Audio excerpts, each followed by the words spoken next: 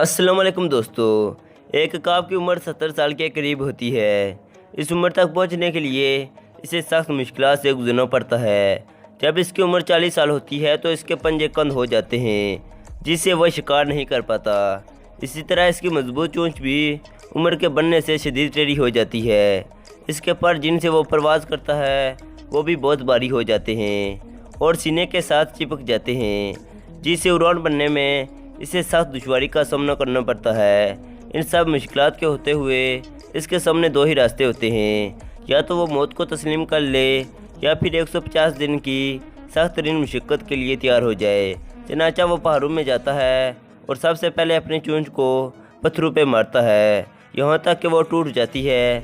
कुछ दिन बाद जब नई चोंच निकलती है तो वो इसे अपने सारे नाखून जड़ से काट फेंकता है। फिर जब इसके नए नाखून निकल आते हैं वो चोंच और नाखून से अपना एक एक बाल उखाड़ देता है। इस सारे अमल में इसे 5 माह की तवील तकलीफ़ और मुशक्क़त से गुजरना पड़ता है। 5 माह बाद जब वो उड़ान भरता है तो यूँ महसूस होता है जैसे इसने नया जन्म लिया हो।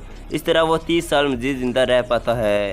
अकाब की ज़िंदगी और इन सारी बातों से हमें ये सबक मिलता है कि बाज़ दफ़ा हमारे लिए अपनी ज़िंदगी को बदलना बहुत ही ज़रूरी होता है, ताकि हम इससे बेहतर ज़िंदगी गुजार सकें।